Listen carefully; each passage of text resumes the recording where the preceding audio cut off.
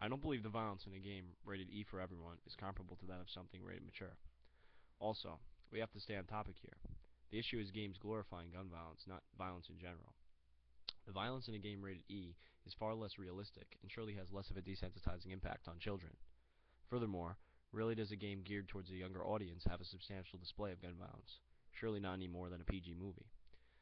Although there may be a study linking video game violence to real violent acts, there are also a myriad that are inconclusive. A lot of times, an agenda that seems to easily solve a complex problem is used as a scapegoat for the real issues. In this case, Obama probably wanted to look and see if he were doing something about the school shootings. Of course, the study he funded would come with the results he wanted. Also, what were the results of that study? I don't think you elaborated on what they were. Parental guidance should play the most important role in a child's development. Ratings may not be a perfect system, but they advise parents on what is considered appropriate for their children.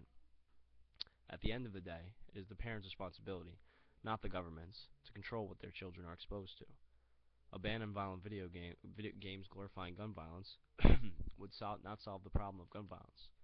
A more important thing to consider is education. Surely, what a child sees has an impact on their development. However, you mentioned the fact that the line between reality and a video game is unclear. This is not the only stimuli that children are exposed to.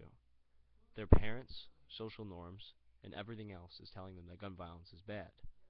Surely a child can tell the difference between video game violence and real violence. We don't need a ban on violent video games. We simply need parents to mediate between things they don't want their children exposed to and what consumers want. Perhaps advocating this would work better to reduce the rates of gun violence than blaming something not proven to cause gun violence. This is why there should be no ban on games glorifying gun violence.